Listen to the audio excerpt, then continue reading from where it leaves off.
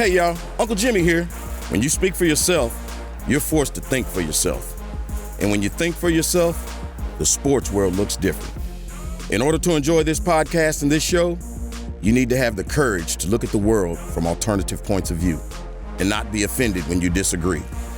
Speak for yourself isn't your Twitter, Facebook, or Instagram feed. SFY tells you what you need to hear and not what you want to hear. So, welcome aboard, buckle up, and enjoy the ride. All right, Lamar Jackson skeptics, they need new material. The Baltimore quarterback has answered all of our questions. Yes, I'm a recovering Lamar Jackson skeptic. On draft night 2018, I worried about his arm talent. I didn't like his unusual release. His mother serving as his agent and quarterback coach scared me. I was concerned about his mindset and attitude. A segment of the sports media wanted to turn Lamar into a victim. They racialized Lamar's selection at the bottom of the first round of the draft. Hell, I didn't even like Baltimore general manager Ozzie Newsome drafting Lamar and then retiring. I dismissed all of Lamar's success as a rookie as a fluke. Lamar can't keep running like that, no way. And he's still not a polished passer. Well, here he is 10 games into his second season. He's the MVP, and he's leading the best team in football. That's the takeaway from the Ravens' 41-7 romp over Deshaun Watson and the Houston Texans. When the game was over, the Goodyear blimp flew over the stadium with the words, "The world is yours," scrolling in bold lights. Lamar Jackson is Tony Montana from the movie Scarface. Oh, no. He just killed Frank Lopez, a.k.a. Deshaun Watson. Hey, Deshaun, you know what a Texan is? A quarterback who don't throw straight. I'll admit, I went into Sunday's showdown convinced Watson was a better quarterback than Jackson. That position is impossible to argue today.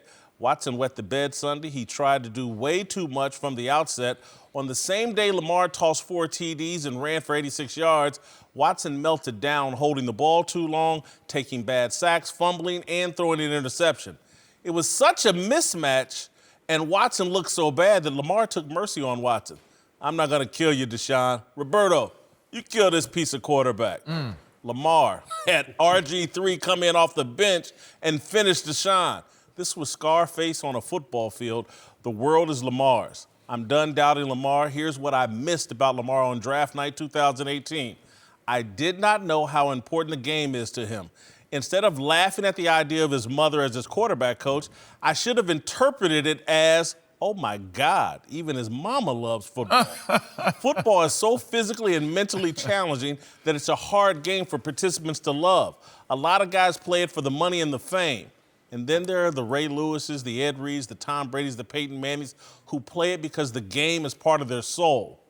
That's Lamar Jackson. I'm not giving him a gold jacket. I'm acknowledging that he has the mindset of the guys who earn induction into the Hall of Fame. Yesterday, he showed up to his post-game press conference in a T-shirt that explains why he's the front runner for MVP. You loved the it. shirt said, "Nobody cares. Work harder." Lamar Jackson is nobody's victim. Like Brady and Michael Jordan, Lamar's skeptics motivate him. They don't define him. It's this mindset that separates Lamar from Baker Mayfield, the quarterback taken at the top of the 2018 draft. Baker's allowed his skeptics to define him. He's obsessed with wrestling with his critics in the court of public opinion. Lamar puts his critics on blast on the football field, the arena where his critics have zero influence. All right, joining the desk now are Fox Sports NFL analyst Michael Vick and Hall of Fame tight end Tony Gonzalez. All right, LeVar, get us rolling here. Has Lamar Jackson permanently silenced his doubters? Not permanently, for now. You know how it is. We live in a world of current effect, right? So we heard Mike talking on Colin's show and talking about the injury scenario and different things like that. He's one injury away from the critics sneaking back up on him or coming back into the conversation and saying, "I told you so." It's not sustainable to be a running quarterback. So I think for now, he's doing a well of a job. I think this was a signature victory for him going against the Texans and Deshaun. But he's going to have some longevity to quiet them down. And I don't even know then it's permanent. Yeah, absolutely. Longevity is the key, but I think he silenced his critics in the first game of the season when he threw 5 touchdown passes. I mean, he came out the gate strong, and part of his motivation was, and I know, was him being called, running back or saying he should be a wide receiver. I mean, it was just a lot of things that was probably said too prematurely, and I think he took offense to that, and it motivated him this offseason. He worked on his game. He worked on the passing game, come out in the first game and throw 5 touchdown passes. Yesterday, he threw 4. So I think that's enough to silence your critics in the passing game. Obviously, you got to continue to progress and show consistency in the passing game. It's going to be required from him for the rest of his career. But, you know, I just feel like, you know, as he progresses and as he continues to move forward, we'll always watch, you know, how he progresses as a passer, you know, just so it's no doubt. And he'll be motivated to continue to play that way and show people, like, look, I'm a complete quarterback. I'm the true dual threat. Let me tell you something, man. Tony Montana, I'm telling you right now, this guy can play football, man. This guy, first of all, I love that. That was a great article. That was amazing. You put it in perspective. You can't deny that this guy is special. I mean, this is something we've never seen at the quarterback position. But I do agree with what you're saying there, LeVar. How long is this sustainable? Can he come out there? Can he do this over a career? But at this point, who cares? It's so much fun to watch. He's the MVP. So far, I think he's running away with it. You got to win games, and their team is winning. Russell Wilson, I think he still has a little, you know, he's still got a little bit of season as long as they keep winning. And then Patrick Mahomes, I'm still not ruling that out. But right now, he's the front runner for sure. This guy, how do you stop this? You cannot prepare for it. He's faster than everybody else on the field. But I feel like it's like, you know, when we broke curfew in high school, and you come home, at least for me, I don't know how it was at your guys' house, that my mom is waiting up for me, and it doesn't matter what time, it's like you're going to have to come home sooner or later. And I feel like sooner or later, the hit is coming. You know, he's going to do one of those spin moves, and I'm not saying it's this year, next year, the year after that. Eventually, he's going to get caught by LeVar Arrington, blindsided, and you're not going to be as fast as you used to. And then once that happens, then maybe the game slips a little bit. But right now, for sure. But this is my issue. This is the thing that I had to come to grips with yesterday. It doesn't matter if he gets hit. He can play from the pocket. He can throw the football. That's why I think the doubters have been silenced forever. Look, there was a point where Randall Cunningham was the greatest weapon in football. And he was a lot like Lamar Jackson, not quite this fast, but it was pretty incredible. But Randall Cunningham had a second life in the NFL with the Vikings as a passing quarterback. And I can't question this dude as a thrower anymore. That's over with. So even if he does take that hit, he can still play quarterback at a high level. Well, while I agree with that point, I still think that it must be entered into Whitlock's court of judgment of how things go, that he's ranking 30th in pass attempts per game. He's ranking 24th in passing yards per game. He's not throwing for an astonishing number of ball effect. And again, but I think it still brings you back to the original point. If that one hit does happen, and they say you ride a motorcycle, you can and will and should anticipate that you're going to fall. If you're going to run the football in the National Football League, and that's the original Willie Beeman right here, sitting right next to us. Willie Beeman, invisible juice right there. I ended up hitting Mike Vick. I've got touchdowns off of Mike Vick, getting a fumble off of Mike Vick. Somebody's going to catch Lamar Jackson. Somebody's going to catch him. He's got to throw the ball a little bit more. It's only one time. He's got to throw the ball. He's got to throw the ball more than 30 or 24. Again, if you watched yesterday's game, he started out 1 of 5, and then he reeled off 10, 11 in a row. And because he started out, and I was like, "Damn, is this the day?" Then he's a passer of the football, and I know they don't ask him to do it all the time, but he's shown whatever weight they put on his shoulders, he can carry. He can handle it. What I remember early in my career, and I remember some of the doubters and people saying, can Mike Vick pass the football? Because all I put on display was my running ability, especially in college and then, you know, coming into the NFL. The only thing I could remember being motivated about was showing that I can play from the pocket. You know, I knew I could run the football. I knew that was going to come, but can I go into a game and go, you know, 22 for 32 if I needed to, and you know, they crowded the box and I couldn't do anything. Like, that was very important to me, and I know that's important to Lamar. And the good thing about only throwing the ball, you know, 30 times a game is you keep the ball out of jeopardy, out of harm's way. So to be effective in the run game complements his passing game, and it's only going to make him better because he's not asked to do a whole lot. You know, these concepts he'll continue to learn and he'll continue to see him over and over again, and he's only going to get better, even when the defenses change. You know, if according to your article, if he is that Peyton Manning soul, that Tom Brady soul, he will get those skills. It's going to come. Remember Tom Brady when he first came in? It wasn't like he was slashing up the league with his arm, but he's got that soul. He's got that, I'm going to figure out, like Michael Jordan. You say I can't play defense? All right, well, I'm going to work on that, and then eventually I'm going to be Defensive Player of the Year. Yeah. If he's got that brain, I don't know, because I have not sat and talked to him. He's showing these cerebrals. Well, let's see if he's got that. Okay, I'm going to work at it. If he's going to be obsessed with being a complete football player, because a lot of these players don't. I look at Cam Newton, who's phenomenally talented. And he's somebody that we said, okay, we'll take away the running aspect of his game. And he's starting to break down. And look, he's 0 for 8 in his last couple of games. He's not looking how he used to look because he took away that aspect of his game. Now, if he can sit there and concentrate and throw that ball from the pocket and learn how to do that, which you can learn to do that. I don't care what you say. You can learn. Can he do that? I'm going to tell you why I believe he will, and it'll be interesting to hear you all's reaction having played at the highest level. I was wrong about his mother. I thought, this is crazy. His mother's his agent, quarterback. But now when I look at it, I go, oh, my God. The closest person in his life is this passionate about football. Did any of y'all have that kind of within your own your mama, or hell, even your daddy? This kind of, and that to me is like, holy cow. This dude loves this game, wants it more than some of these other guys that I think wanted for the fashion show afterwards, the popularity. Him and his mama are in this together in a way I've never seen. Yeah, I mean, whether we have a story that relates to it or not, I think the bottom line of it is what you're saying. I mean, they love the game. They love playing the game. They love being around the game. You can tell that he's unnatural within the game. So Lamar, I think Lamar's just been so motivated since the day he got drafted. And he was the last pick of the first round. So when you that last guy in that room, it does something to you. And like I said earlier, it did something to Aaron Rodgers. And, you know, he was a madman until he won the Super Bowl. He did everything right. So we're going to have to deal with Lamar and what he's bringing to the table Did your mother coach you, Tony? Time. Oh, no. My mom didn't ring the bell, embarrassed me at the game. But I tell you what, that picture that we have up, I don't know if it's up there. Nobody cares, work harder.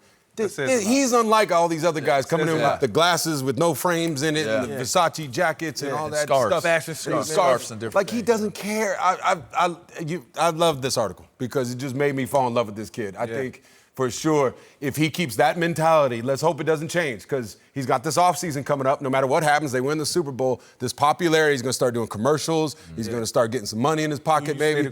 It's like, can you stay on that? But that means what you said. Is football the most important thing in your life? And do you realize that everything else falls underneath? A lot of guys don't realize that. It's got to be consistent. What we'll have to look out for over the next couple years is this going to be a consistent pattern for Lamar because he showed us everything, and it'll probably continue to get better. It should. I think you stay consistent within. I think he's got the right people around him. Even just having RG3 in his QB room. That's big. That's important. That's important. Having Ray Lewis so involved with the organization. And then I just go back to his mother. I couldn't imagine if my mother was that into football, what that would do for me. Let's move to Philadelphia, where the Patriots held on to beat the Eagles yesterday, thanks almost entirely to their defense, which held Carson Wentz and company to just 10 points. New England's offense, meanwhile, couldn't do much of anything, with Tom Brady throwing for just 216 yards and Julian Edelman throwing the Patriots' only touchdown of the day. After the game, Brady was clearly frustrated by his off day. Tom, how would you describe the offense at this point in the year of getting in? Up and down. That's what it looks like to me. So, yeah, we probably do everything better. Pretty discouraged right now. A little different than you guys just won. Yeah. Well, we just played for 3 hours, so I think everyone's a little tired. How much does Julian remind you of this passer thing? Not much. It was a good throw. So, thank you guys. All right, Tom said on a radio interview this morning that he's clearly frustrated by the offense. That's why he had the frustrated press conference. But the question is Tom Brady more upset with himself or his lack of weapons? It's certainly lack of weapons. I think there's a frustration here. If you in that interview, that same interview, he had a soundbite, and it's interesting because the lack of weapons could be connected to maybe a feeling towards not being heard by the coaching staff or the staff in general. They asked him, do you think that the offense will improve? Will it fix itself? And I think his response was to the I guess, the tune of, well, I don't know. I don't think they care what I think. And I thought that was pretty telling because that kind of points the compass in the direction of saying, well, if the greatest football player in the history of the franchise is saying he doesn't feel as though his voice matters and what's going on, whether it be personnel-wise, whether it be game plan-wise, there's something there to pay attention to. And if something doesn't go exactly the way it needs to go, they're winning, so you can move beyond some of the maybe accusations of it. But if something were to go wrong, I'm going to reference back to this interview in particular and say there may have been something going on with a coach more so than maybe even a personnel or himself problem. Every year for the last 5 or 6 years, to me, it seems like around week 9, 10, 11, the New England Patriots offense starts to, flutter a little bit, where it's not consistent the way we're used to seeing it look. And what they do is they go back to the drawing board. They find ways to use guys like Edelman. To me, I think James White will become more of a factor and, find ways to put points on the board. There's been times where, you go out and win a football game that I've been a part of, and you just feel like things didn't go right, or you hate the way it looked. You thought it could have been better. The right guard missed the block, or the left tackle, whiffed in protection, and you feel like that's on you. So I feel like Tom is blaming himself for this.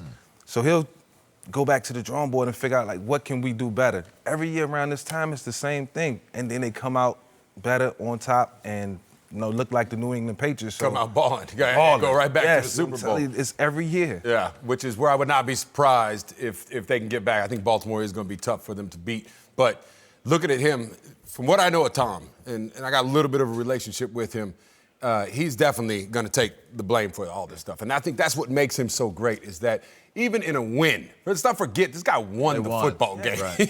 Right. But I think he's looking at himself saying, hey, I got to be better. I got to be better. Some of those throws that you're showing there in the highlights, man, he's not playing that well. That's all there is to it, and I don't blame him. The guy's 42 years old, whatever it is. I think you play this long. I remember Jerry Rice told me while I was still playing, he said, play till the wheels fall off. Now, you can take that approach, and you can get cut like Jerry Rice did in year 21, though, yeah. Okay? Or you can say, I'm going to go out while I'm on top. And this is why I keep, looking at Tom. The game, it ain't what it used to be. Right. And he's still great. He's still a Pro Bowl caliber guy. But let's not make no mistake about it. This is a defensive-led team, kind of like when he was younger in the league. And I think it's going to go out that way if you keep playing. But right now, he knows he has to get better. Can he get better is my question, just from a physical standpoint. Because, the wheels fall off eventually. I think first and foremost, he's frustrated with himself. I think they had 14 incompletions in the first half. That's incredible for Tom Brady. However, I do think he's also trying to address his lack of weapons. I think that was a performance. I think it was a performance put on for Gronkowski. I think it was Tom Brady's way of begging Gronkowski, come back and save me, bro. We can't get it done without you. He works for Fox now, though, man. Yeah, I get it. But Tom Brady have to put on some weight. He got a job. Give him a couple weeks. He did lose a little bit of weight. I don't know if he needs any weight to do what Brady needs done. He'd be fine. Again, he doesn't have to block. They just need him out there at 6'7". He's unguardable. And hell, the being lighter may actually help him, make him move better. But I think he was clearly performing for Rob Gronkowski. Bro, we need you. They took Antonio Brown away from me. We've gone we brought in Sanu, and it's been okay. It's been good enough. But, bro, I need you. That's what I think I think it was a performance for Gronkowski. I wouldn't. It sounds outlandish, but when you think about it, think about these numbers, Whit.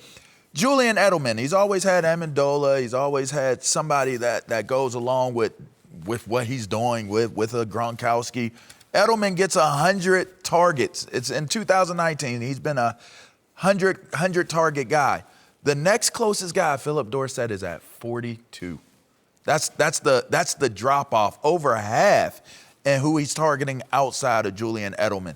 That's got to be frustrating and you think about it, even for Edelman, even though he's getting that look and he's getting fed the ball, that's got to be disappointing or frustrating for him because it's going to be harder for him to find openings when the defense does their analysis on the game and say, stop Edelman, and we win the game. So you could very well be right. He is lobbying to have something else, someone else that can help take the pressure off of himself and on Edelman.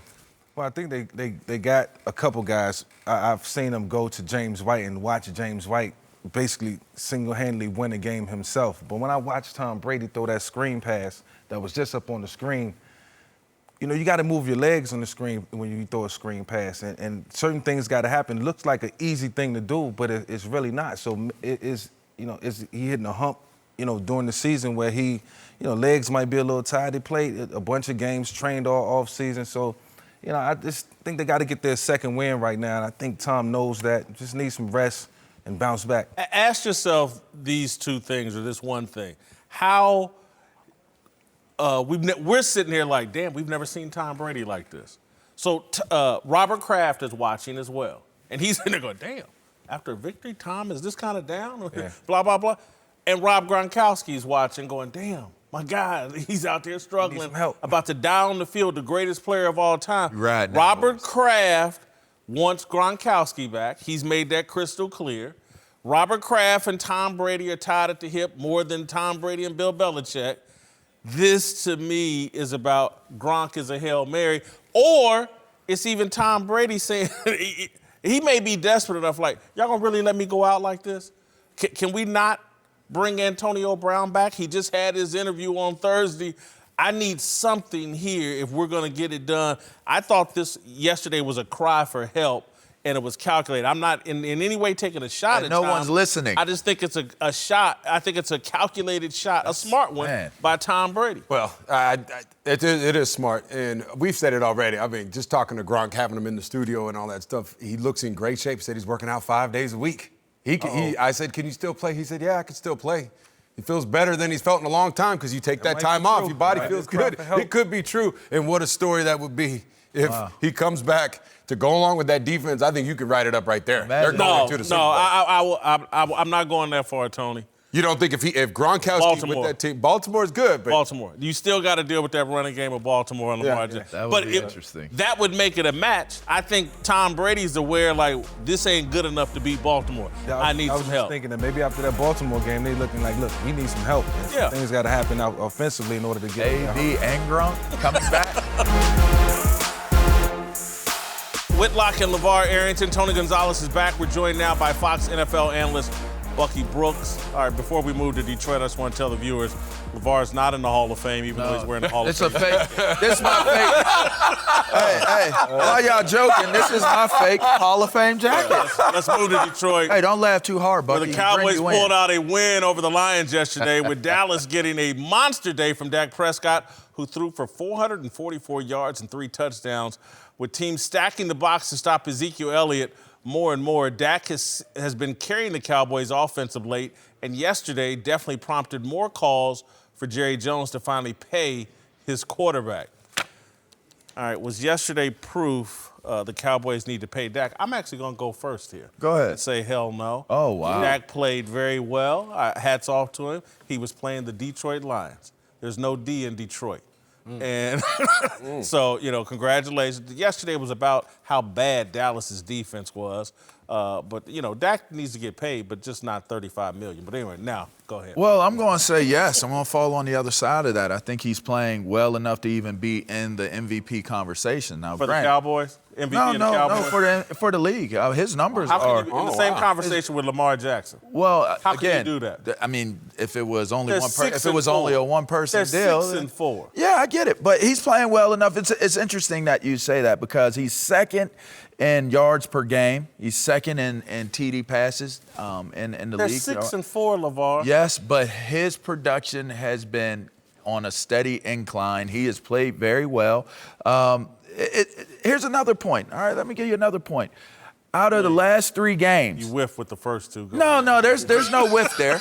There's no whiff there. Go ahead. Because Dallas is playing at a level that, to me, I put it more so on coaching as to why they're 6-4 versus Dak Prescott's ability to deliver. He has delivered what he's been asked to deliver.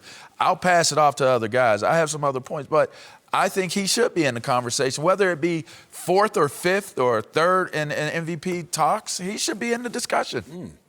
I ain't really worried about the MVP discussion. I'm worried about getting paid.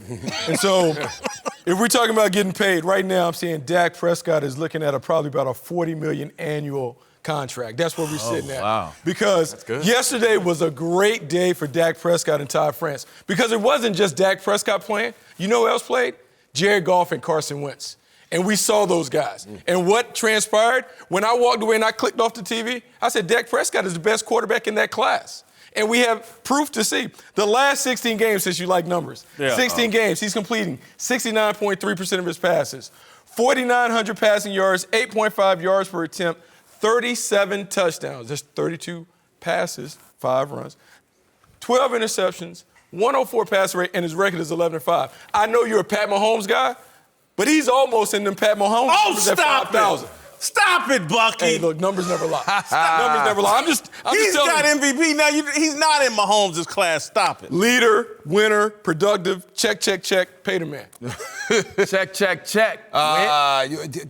Stats don't lie, but statisticians lie. Okay, let's not forget about it. And looking at the numbers, you can make them say whatever you want, but I like what you said on the end of that conversation. He's a leader. They're winning. He doesn't turn the ball over. I think this guy definitely should get paid. 40? It's said just 40. It's what the market value is. Is it worth it? I don't know. How much want do to we give him 23? You could have him for 23 last year. You didn't want to give him that. I'm all for giving him 27, It's too 28. late now. I've been It's saying too late. that forever. You have to give him market value. It doesn't matter what it is. People look at us and they're looking. How much do you guys get paid to sit up here and talk about this football I get paid $78,000 a year. Right. I don't believe that. So, but it doesn't matter. I think it's all about the market. Dak has done enough to get paid. Out of that class, those guys got paid. It's his turn to take a bite at the apple. He's going to get his bite. Jerry Jones is going to, at the end of the season, he's going to have to pony up. He's going to have to back the truck up. You're going to get rid of this guy and go, where are you going to go? There is no alternative to. You're going to have to get him the money. Get him the money. I think Dak played tremendously. Again, he's playing Detroit. You compared him to Carson Wentz and Jared Goff, who, look, I'm not sold on. But one of them was playing the Patriots defense, and the other one was playing the Bears defense. Give them Detroit, and let's see what they look like. Everybody looks pretty good against Detroit's defense. All this is a question about how much. Those of you that think he's somewhere over $35 million to me, are crazy. If we get to the end of this season, and when, he's going to get his shot at the Patriots defense too.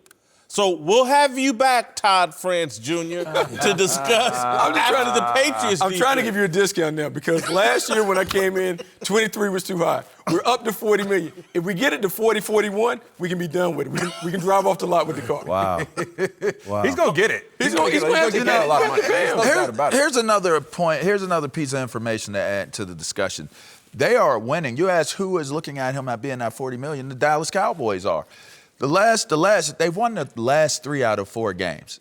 And those 3 out of 4 games, he's been throwing the ball for more than 40 times during the course of that game. 40 times. He's only done that at 4 points in his career, the entire time as a Dallas Cowboy. Understand what I just said to y'all. He's throwing the ball 40 or more times. They are relying on Dak Prescott to win the game. There's no question. Because to me, the takeaways I had yesterday was like, damn, they made a mistake paying Zeke. Yeah. That was no more. Tony Pollard looks every bit as good as Zeke, and they shouldn't have wasted that money on Zeke. Zeke's an unreliable person. Started off the game with a fumble, put him in the hole. I'm out on Zeke. All good though. Dak is there. Yeah, I got it. Dak cleaned it up for him. He gonna clean it up. The other thing that was crystal clear yesterday is just like Dallas' defense is trash. This team ain't going anywhere with that defense. No wonder they were desperate to get Jamal Adams. They need some help on that back end. And so that to me, he took advantage of the Detroit's defense. Golf clap, I'll give it to him. Let me see him play the Patriots. And then we'll have this discussion, and I'll fold. If he goes out and does anything against the Patriots, He doesn't even got to beat him. Just put up the numbers, be competitive, don't be a problem. I'll fold and say, hey, give him 32, 33 million. 32, We're beyond that. It's not happening. Beyond that. He's going to get paid. He's going to get paid a lot of money. And Dak at his best, when you liked him the most, was that the most you liked him all season long yesterday? He had this brilliant game yesterday. And last week he played well on the loss. Yeah. Earlier in the year when they started out 3-0, I liked him a lot. You liked him. And was all on board. Why don't you like him now? He's even better than he was. I need more proof against good teams. Well, you hard on him. Well, I'm hard on everybody. You hard on him. I hate to go to the club with you and have someone shaking because, boy, you hard to part with that dollar bill, boy. You will not give that dollar up. He is in position to lead his team to a divisional title. And if he can lead his team to a divisional title, that's the first step. If he gets into the playoffs and he plays well, that's the second step. And depending on how that plays out will dictate, I believe, a lot. Okay, there's no one here right now on this desk that thinks Dallas is a Super Bowl contender. They're not playing great. No. But there you go. But Dak is there. But that's okay, not on but him. I'm going to tell you, well, hold on. Again, when y'all want to pay him more than Aaron Rodgers, it doesn't matter what kind of defense Green Bay has. Everybody always has the belief, well, you never know what Aaron Rodgers might do with that team. And so when you start talking about paying people above $30 million, $35, $40 million, you have to be like Aaron Rodgers where it's like, well, I know the defense is trash. I know you don't have any wide receivers. I know no one knows the name of your running back. But you're Aaron Rodgers. You may pull off the impossible. But we're just beginning to see this because remember, they paid Ezekiel Elliott. At the beginning of the year, this team was about Ezekiel Elliott, run first, pass second. Now it's Dak's team. It's pass first, run second. We're beginning to see that. So maybe by the end of the year, we'll say he has some of that. You see some I'm Aaron saying by Rodgers the end of the year because he's carrying the offense right now. Zeke Elliott is not doing anything. It's all Dak Prescott. So by the end of the year, we could be saying that this is. Come on, now we know what it is.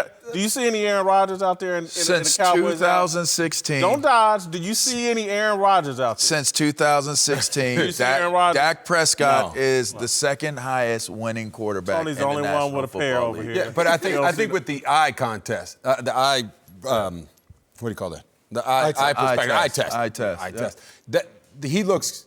No way is he Aaron Rodgers. There's no way. I mean, Aaron Rodgers is one of the best quarterbacks of all time, but that doesn't matter. That's not what we're talking about here. It's all economics and market value at that time of year. Darnell, at the end of the year, he's going to get paid. Any Super 6 winners this weekend? Nope. Besides Dak Prescott? Right. There's no jackpot winners, but a whopping 186 fans walked away with some cash in their pockets. So be sure to download the Fox Sports Super 6 app and play for free for a chance to win. Bucky Brooks is back. We're joined now by Fox Sports analyst Rick Bucher. Time now for Darnell's question of the day. Darnell, take it away. Yes, sir. Let's move to Colin Kaepernick, who, as we all know, had a very busy weekend. Kaepernick was supposed to have an NFL workout that 25 teams were expected to attend, but then he changed the venue at the last minute, put on his own workout for the media that only 8 teams showed up to. Cap actually showed up wearing a Kuta Kente t-shirt and afterwards had a message for the NFL. Take a listen. I've been ready for 3 years. I've been denied for 3 years. We all know why I came out here, showed it today in front of everybody. We have nothing to hide. So we're waiting for the 32 owners, the 32 teams, Roger Goodell, all of them to stop running. Stop running from the truth, stop running from the people. We're out here, we're ready to play. We're ready to go anywhere. My agent, Jeff Nally, is ready to talk to any team. I'll interview with any team at any time. I've been ready, I'm staying ready, and I'll continue to be ready. Now, Cap obviously thinks he's ready, but do you guys think he's serious about playing football? No, not at all. I don't. I've said this for 3 years that ever since he started this was his way of quitting football. The game's too hard for him. He's not built for it, and he's just not built for it. And you know, I think he proved it this weekend when you run away from a job interview. 25 teams sent real people to go scout him, and he ran. He's talking about Roger Goodell running, he ran. Wow. I do believe he is serious about playing. I just think that his interpretation of reality may be a tad bit off. When you look at the operation of how his workout went, and you're a former scout, Bucky. We scout talent. That's our thing. You mentioned the whole checklist. Kunta Kinte's shirt was a fail because it wasn't a Castro, it was a Kunta Kinte shirt. Y'all look up who Kunta Kinte is. 2, he didn't run a 40, so I guess that's a fail. 3, there was no flag involved. But I talked to a source close to this situation and sat in the meetings on organizing this workout. Everything that he wanted, the NFL agreed to. The only one of the main points that they wanted and they stuck to their guns with was them running the practice, workout. All right. Now he goes and he runs this practice and this workout. But you tell me, all he did was do a warm up. That was not a workout. You want to know what a workout is? Let me tell you what a workout is. Multiple receivers running routes. That's a workout. No simulated pass rushers were involved. You want to see if he can get the ball out and move when the pass rush is coming. No timing for the release of the ball. No play action fakes. We didn't get to see his footwork. No rollouts. No read progressions. All of these things were going to take place if he worked out at the Falcons facility. All the things that you want to see take place if I'm a scout and I'm going to hire you. One ball, it's great. It went viral. The whole world saw it. You throw a ball, it was deep, it was nice, it was a dime. That does not mean you are ready to go play in the National Football League. There are a lot of other elements that you have to show other than that polarizing moment of him throwing a deep ball. That's great, and that plays a part. But that does not mean you've solidified that you're ready over here to go out and play in the NFL. No, I haven't run these kind of workouts for years as a scout, not necessarily for pros, but for college guys. The one thing that you want to see from guys is you want to see them treat the workout like a job interview. When I was a young kid, my dad used to tell me, look, when you go for an interview, humble and hungry. Presentation matters. Now, in the regular workplace, get a haircut, come in a suit, look like you're ready for the part. I know at a pro workout, you definitely don't show up in a Kunta Kinte T-shirt wanting someone to give you a job. Like that right there ended it for me. And I've been one of his biggest supporters in terms of, look, he deserves to have an opportunity to play in the league because he's better than some of the guys that are backing up. However, when you show up like that, looking like you're ready to box, you're ready to have verbal sparring with owners, why would any owner see to bring you in? Look, the National Football League is a privilege. It's not a right.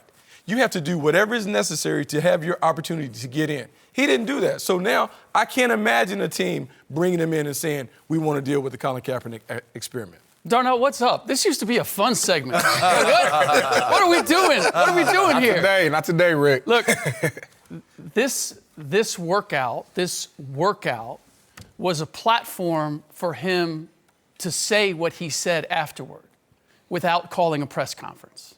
That's why he couldn't do it on the NFL's terms, because there wasn't going to be any press there. So he wasn't going to have the opportunity to say what he wanted to say, which was essentially, you blackballed me for 3 years. Now go sign me now. Kneel to me and sign me and show how wrong you were. As if the NFL is going to say, you know what, you're right, our bad. Come on back. What have we been thinking? You're right. You're right in that his understanding of reality is he's delusional in terms of if he really wants to play. And that's why I just don't believe that he wants to play. I believe that it's something else. Because if it's all about playing, and I don't believe, to be honest, I don't believe either side wanted this to happen. If the NFL wants it to have happen, then you give it a little more of a run-up. You make it an honest effort, and you give him the opportunity to be in his best light. They didn't do that. And then he obviously wasn't interested in trying to combat that. Rick, I'm always defending the NFL, but I know for a fact, behind the scenes, Kaepernick's people, something should happen. He's ready. Anytime, any place, I'll show. Okay, anytime, any place. Okay, meet us Saturday in Atlanta. We'll have 25 people there. We'll have a facility. But they called his bluff, and he folded, because he doesn't really want to play football, and he doesn't like resistance. And so you're right, he did all this so he could take 90 seconds to utter a statement. No resistance. He doesn't want to play 7-on-7. He doesn't want anybody asking him a follow-up question. He's not built for this. I'm sorry, I'm going to hurt some people. He's not man enough for this. He needs to work through his issues before he's ready to step into a real man's world, because I'm just sorry. You don't get to dictate to a group of billionaires, millionaires, thousandaires how they give you a job. You don't get to call that shot. And so quarterback is the ultimate trust position. The organization partners with you, the head coach, offensive coordinator partner with you. Trust is the essential element. And he's basically held a press conference, I don't trust nobody. That's what, I don't trust the NFL, I don't trust nobody. If I can't have my own camera crew, who wants to partner? That's like getting married to somebody that says, I don't trust you.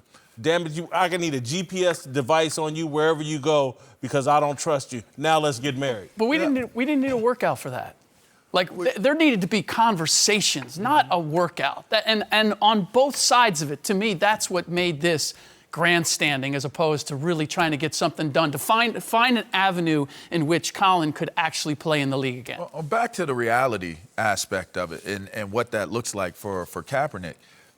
If you're going to have that statement at the end of the workout, and you're thanking the people who are there, you thank them, they've been attacked for 3 years, you made a very clear point that the people that were standing in front of you, you were thanking them. You didn't thank any of the people who got on airplanes from the 25 teams that decided to come watch you on a Saturday that was just for you. You didn't thank the supporters or the people who were behind the scenes trying to make sure that this could be a smooth opportunity for Kaepernick. None of those people were thanked in that moment. So to look at what he saw as reality, these people are supporting me. They knew that that was where the workout was going to be. It was already predetermined that he was going to work out there, all right? When you say we're moving the workout and you don't give the people who are going to run the workout even enough time, travel time, right? You let them know an hour before, and it was an hour and 20 minutes away, all right? You do the math. You do the math. You did not want to have to go through what it was that you were going to go through. If you went out there and you did the exercises exactly the way the NFL were going to do it, you ran a 4.5, 4.6 40. You ran the routes, and the routes were crisp. You were going through your read progressions. If this was made more about football, then we can sit there and we can say, in reality, some of the things that Kaepernick saw and thought may have been on point. But because it was just a toss the football around moment in time with a very forceful statement. I've made all the passes that he completed. I literally have. I can make some of them now. And the people running around thinking like he proved anything as a football player on Saturday don't know a damn thing about football. Jason Whitlock and LeVar Arrington, joined again by Rick Bucher and Bucky Brooks. Time now for the most fearless discussion of the day. All right, yesterday, in the moments after Carolina Panthers lost 29-3 to the Atlanta Falcons, Panthers safety Eric Reid stood in front of his locker wearing a Colin Kaepernick jersey and ranted about the NFL's unfairness toward the silent symbol, a.k.a. Muhammad Ali, a.k.a. the symbol formerly known as Colin Kaepernick. I did not speak with the team. I went there on my free time, so then I came back in time for my meetings last night. Of course, I'm going to be there for my brother. Y'all seen that.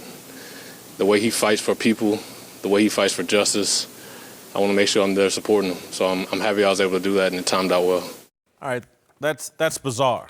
The NFL team that pays Reid millions of dollars to play football just fell to 5-5, 3 games behind the Saints in the NFC South and 3 games outside of the NFC playoff picture.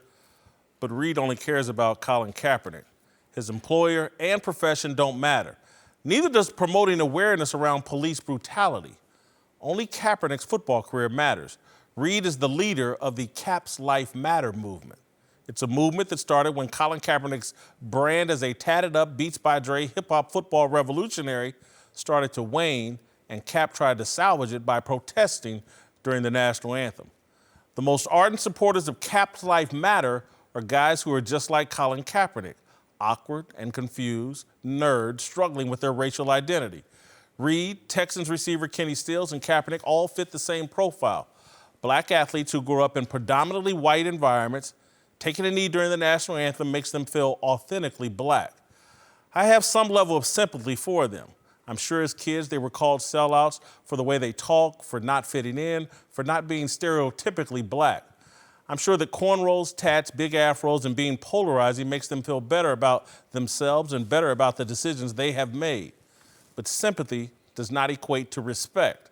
Yesterday morning, 5 hours before kickoff, Eric Reid tweeted at ESPN's Stephen A. Smith, accusing Smith, Philadelphia safety Malcolm Jenkins, and hip-hop mogul Jay-Z of doing the bidding of the NFL. In the Cap Life Matter movement, Smith, Jenkins, and Jay-Z are sellouts, and Reid, Stills, and Kaepernick are Malcolm X, Martin Luther King, and Muhammad Ali. Stop it. Reid, Stills, and Cap are Mo, Larry, and Curly, the Three Stooges. I've never talked to one black adult off camera who doesn't recognize what Reid and Stills and Cap are doing. They're kneeling for black street cred. It has nothing to do with Rodney King or any other victim of police brutality. It's a self-branding tool. It's an Instagram model who doctors her pics to enhance her assets. The whole gimmick is so obvious, brazen, and self-serving and unfair, they don't care whose reputation gets smeared in service to Kaepernick's brand and legacy. Jenkins, J.D. Smith, 31 NFL owners, and Roger Goodell, they're all sellouts or bigots not to be trusted. Only Cap's life matters. It's been that way for 3 years. The social justice protest was just a beard for Cap, Reid, and their supporters on Twitter. All right, guys, LeVar, get us rolling. Was the entire protest more about Colin Kaepernick or social justice? I think it started as social injustice. And I delved into it and researched and just, got on the phone with a couple different people and just kind of really wanted to understand this. And it led me down the first road, which was the fraternity that he's a part of. He's a part of Kappa Alpha Psi. And I spoke to a few close friends that are a part of the fraternity, a couple that are a part of Omega Psi Phi as well. And the overwhelming arcing deal that they have is community service, committed to community.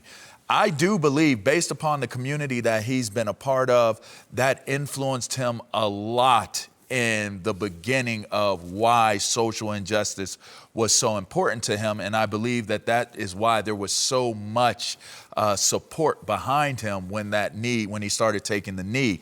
Now, as time went on, I do believe that this has morphed into what I would call, it went from him being someone who was an advocate for social injustice to being a figure of social injustice. Once it turned from him being the advocate to the figure, then now it has even since evolved and has turned into more of a figurehead, meaning inspiration and empowerment to the black community. And I think that it's based upon what happens to Kaepernick directly, which I think that's where, when that morphing took place, I think that's where maybe the train, so to speak, went off of the rails. No, I think his efforts were sincere. I think his efforts were very sincere in the beginning. I believe he put his money where his mouth was. He invested in the community, did things that were very positive and uplifting. For years, we talked about athletes not being active in the community, not being active when it came to political issues. So I do believe it was something that he was doing as a sincere effort to raise awareness about the topic. I think what happens, though, and this happened for even our great leaders, sometimes your message can be clouded by distraction. And I think some of the missteps that he may have taken when you wear T-shirts with Fidel Castro and some of the other things, the messaging, the pigs on the socks, it takes away from what your initial intent was. And so I think typically that's something that maturity helps you come out of that. We've seen great leaders like Malcolm X have to deal with missteps, things that they were said that they've had to apologize for and get back on track. I think with Colin, I don't know if he knew how big this was. Yeah. And when we talk about being an activist and we talk about being a mouthpiece, man, there's a lot of knowledge and education that comes with it. There's a lot of responsibility that comes with that. And every action that you take when you're in that light, it comes with consequences. And so I just don't know if he fully knew everything that he was taking on when he decided to be very, very active in the community. He's a rebel without a roadmap. I agree with you 1,000%. Living in the Bay Area, I saw this blossom. Remember, it wasn't a knee at first, and he wasn't looking to play to the cameras. He was sitting down on the bench, and it was almost, the cameras just caught him as an afterthought, and then the question was raised, and he had to answer it, and he wasn't prepared for the platform that he was suddenly taking. I think there was a reason behind him sitting. I think it was, I want to protest, but he wasn't trying to do it in an overt way. And he was not ready when this thing blew up on him. And so I was with him at the beginning, because what I took exception to is that people tried to make it everything but what it was about, which was equality and social justice. And I thought that that was important enough. I was going to look past his missteps, and I was going to look past his immaturity, and that he wasn't ready for it, because it was like, let's focus on what's the most important thing. But as you said, it's evolved into something else. What happened over the weekend wasn't about equality or social justice. It wasn't even about football. It was about the fight between Colin Kaepernick and the NFL. There you go. And to say, there you go. I'm trying to win this. And you guys tried to pull a fast one on me, and I'm going to pull a fast one on you. And for all of us, and look, we call this a fearless show. I may be veering out of my lane a little bit. But I think the most damaging aspect of this is that when you have a man of color take the missteps that Colin has taken on this subject, it's 10 times as damaging as somebody else doing it. Because it's easy for those people who want to dismiss the whole subject of where this started to say, see, this isn't about that, it's about this. So they can then dismiss everything. And I don't think that that's what we ultimately wanted or what Colin should have been shooting for. I think all of you have said great things that have merit. Really do, and I appreciate it. I'll just say this, though. I don't, ignorance of the law doesn't excuse you from disobeying the law, from breaking the law. And so we're writing off everything, he was just ignorant. And I was, from the moment he introduced himself, and I was like, oh, he's not built for this. You can't come from his background and where he was at, he can't be the voice of this. It was always going to end up right where it is. Young person being manipulated, and now it's all about Colin Kaepernick. You haven't heard Eric Reed or Colin Kaepernick, you certainly haven't heard Eric Reed. They never talk about police brutality, ever. He stood in front of his locker in a Kaepernick jersey. You go to Eric Reed's Twitter page, it's him and Kaepernick next to each other. You know, it's Kaepernick and Eric Reed. The whole thing has turned into this because the only thing that Kaepernick is an expert on is Colin Kaepernick. The things he tried to take on, he has virtually no insight into.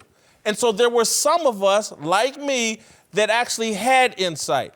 There's someone, and I hate to go here because it'll sound self-serving. I lost a family member to police misconduct. Anton Butler, I've written about it and I've talked about it. And I watched someone who doesn't know a damn thing about it insert himself into the middle of it. And I was like, where's it gonna go? This dude ain't even figured himself out yet, but he's gonna take on this in America on a football field? Yeah. And my whole point was like, you got a problem with the police, take your ass to the police department and let's complain there.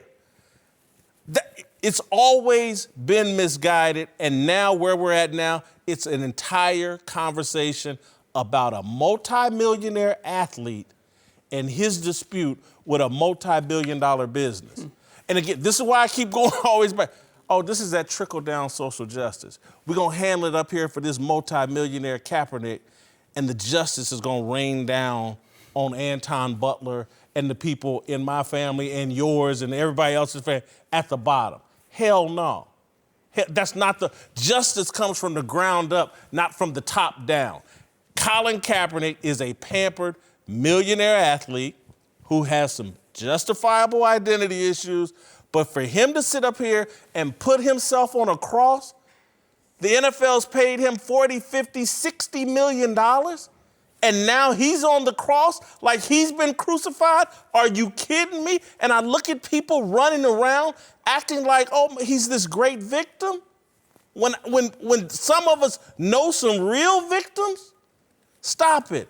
Some white family rescued this kid and gave him a chance at life, and now in this country, and now you want to sit up here and be a symbol taking a dump on this country and accusing everybody of being racist?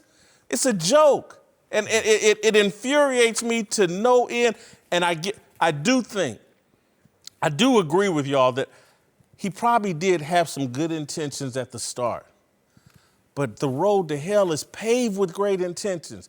You have to take on things you can actually accomplish when you're trying to operate at that level. You can't be, I'm going to do this in my spare time while I'm quarterbacking a football team. I'm going to lead a racial movement. Are you kidding me? And he wants no parts of it. So I think I've said all of it. Anybody? I just got to be quick. I mean, just super quickly. I do think that it was a genuine start to it. I just think that now, for me personally, I'm just trying to figure out what's the whats and the whys with this whole thing. I don't know if it's like I've come to a feeling that it is him versus the National Football League, and everybody wants to see how it ends. And if that's the case, then just say that. Just say that. Because now the waters have been muddied so much so that we don't know where one begins, where one line begins, and where one line ends as it applies to whether it's Colin and his job situation, whether it's Colin and social injustices, whether it's the National Football League, or whether it's police brutality. And I think that that's wrong. I find that to be wrong. And I'm trying to figure it out because I want to support. But I'm confused. Somebody, Cap gets a job back. My cousin, is he coming back? Is Eric Garner coming back? If Cap gets an NFL job? What is the ultimate end? That's where we're at. Let's move to college football, where Alabama got a win over Mississippi State Saturday, but suffered an even bigger loss, with Tua Tagovailoa going out for the rest of the season with a dislocated hip. Bama was up 28 when Tua got hurt, which left some people on social media blaming Nick Saban for the injury. Afterwards, Saban addressed his decision to keep Tua in the game. We can second guess ourselves, all we want. We told Mac to warm up. We're going to go 2 minutes for the half. Tua wanted to play in the game. And so, I don't really make a lot of decisions based on, worrying about guys getting hurt. Fair to blame Nick Saban in any capacity for Tua's injury? I say no. Freak injury. Any capacity? Possibly any capacity, but in real terms capacity, Power 5 football capacity, major program capacity, absolutely not. You're still in the first half of the game. Most teams will drive the score up to somewhere around 40, 50 buck before they start pulling their guys out. You're talking about a team that just took a loss the week before to LSU. They're now looking on the outside, looking into what could be their playoff season. You're going to keep him in, whether it's to get a little bit more work. Like he said, maybe you're working on a 2-minute drill and then you're done. Maybe they kept him in. They're going to decide more often than not, you're going to have that conversation at halftime. How many reps is he going to take? How many series is he going to go in and is he going to play? It's standard. There's no way to sit there and say a freak accident that took place is something that you blame on the coach in this circumstance. I blame him. His guy was hurt. Tua was hurt. He was hurt coming in. He had ankle surgery a couple weeks ago. He wasn't right. He wasn't right at the end of the LSU game. And I understand the pressure that you feel when you're a head coach at Alabama and you have to put up a big number to give yourself an outshot shot to get into the playoff. But anyone who saw Tua, the LSU game, and even at the beginning of this game, knew that he wasn't right. And sometimes you got to protect your player against himself. So he can talk about Tua wanted to play, but we also know that if you have a lower body injury, you're more susceptible to have other lower body injuries. So if your right ankle is hurt, your right knee, your right hip, all of those things are more vulnerable because you're overcompensating. I think this is one where Nick Saban was doing what he thought was best in the best interest of the program, but he certainly did a disservice to Tua by putting him out there. How about this, Buck? Because I think you have a right to have that opinion. But when I watched the play, I thought two things, like, interesting. What are they trying to accomplish? They're up big. But I also thought, interesting, why isn't Tua getting rid of the ball and protecting himself? Again, protection starts at home. And so I was surprised he held the ball that long, not to put any blame on Tua, But the other reason why I'm going to let Nick Saban off the hook here is that, to me, I think we have clear evidence, and I hate to say this, but it's just the way I feel. We're here to analyze football. I don't think Tua's built for the game. I think he's injury prone. I hear a lot of people talking about him still going in the first round of the draft. I wouldn't take him. I don't think he's built for this game. I would not take Tua in the first round of the NFL draft. No how, no way. I think it's interesting that you bring that point up because one thing that you do when you're a scout is you compile all the data. And all the data on Tua says every year he's been hurt, some kind of injury. And so you have the injury history, you have the height. We're still waiting to see what the verified height is going to be. And then we have the game where we've seen him play and have some splash moments. He's a spectacular player, nice leader, but you still want to see the level of consistency. I think we brought up enough doubts to maybe bring him out of the first round, and maybe someone would view him kind of like a Jalen Smith. If we can get him in the top of the Jalen Hurts? No, Jalen Smith. Jalen Smith, the linebacker. Linebacker from Notre Dame in terms of if we can get him at the right value at the top of the second round, we'll take our chance because it won't cost us as much, and we're willing to take that risk. Just very quickly, just to address Bucky's first point, an ankle injury by no means is a grounds to condemn Nick Saban on playing him, coming into the game. I understand that we could say protect him in that regard, but if you go through the week of practice, if you're preparing and you're in the game plan and everybody, all things are given, you got the green light, the kid wants to play, the coaches are on the same page, the medical staff is on the same page. You cannot sit there and say you're doing him a disservice by putting him in to play the game. Don't agree with Bucky, but I see where he's coming from, though, because we're not talking about an ankle. They had surgery on the ankle. Right. It wasn't a high sprain that, he had surgery. He had to be, but let's be clear. People have surgeries and come back from. People get meniscus surgeries. People come back from ankle surgeries, hand surgeries, elbow surgeries, and come back and they play the game. So I don't want it to be, from my perspective, because I know for myself, I played an entire time with a hernia, and let me tell you something. I was cleared. If you can handle the pain, you go out there and you play. It felt like a blowtorch every time I hit the ground, but you know what? But you're a real one, though. Like, you're a real one. Well, you're old school. You're old school. I don't want to put it on that. I don't want to put it on that. He's got a Hall of Fame jacket on. He does. That's how he got that Hall of Fame jacket. Hall of Fame jacket. But I'm just saying, we got to go. Uncle Jimmy's off today, tending to his child. All right, let's talk Lamar Jackson, who had another huge game this weekend, throwing for 4 touchdowns in a dominant win over the Texans. Lamar hasn't just silenced his critics this year. He's actually leading the MVP discussion. LeVar, you think anyone can catch Lamar in the MVP race? I do believe that. And on some people's list, some have Russell Wilson still ahead of Lamar Jackson. So we're not talking about people in Seattle. All right, well, the rest of America. I think Russell Wilson has an opportunity. Aaron Rodgers, maybe even Christian McCaffrey. There's 6 games left. You know, we don't know. Even Dak Prescott, weren't you arguing Dak Prescott? Even Dak could be, I don't think to win it, but he could be in the conversation. Oh, go ahead. All right. I'm sorry. But there's 6 games left. Anything can happen. Somebody could really surge. That's right there. I mean, what will Russ do the rest of the way? What will Aaron Rodgers do? Depending on what they do and depending on what Lamar does. I mean, he's got a primetime game coming up against the Rams. Let's see how he plays another game on The only thing that could happen is if Lamar broke stride. He can't be caught if he continues to run. Something's got to happen. And so none of these guys can do anything. I don't care if Russell Wilson throws for 30 touchdowns the last 6 weeks of the season. He's not catching Lamar unless Lamar breaks stride. Lamar could close this out Monday night against the Rams and against Aaron Donald and Jalen Ramsey. Monday night, they play the Rams. He has a big game. It's over. It'll be Secretariat coming down the stretch at the Belmont Stakes. All right, let's get to our approval ratings for Lamar Jackson. I have him appropriately rated at an 84 GOAT status. Right. 25 perfect in job performance. You can't do any better. Yep. Raise him up in authenticity and character. Love the shirt. Lamar, 84 GOAT. I love it. But I'm gonna give him an all-star. Listen, job performance. I gave him 16 because I still believe there's a lot left for him. Because you don't know what the hell you're doing. No, I like 16. I'm confident there. All-time great. I'm gonna give him 15 because he still has a lot left. And the rest of the way, I can give him a 74. 70. You're crazy. But the internet agrees with you. They also have him at all-star status.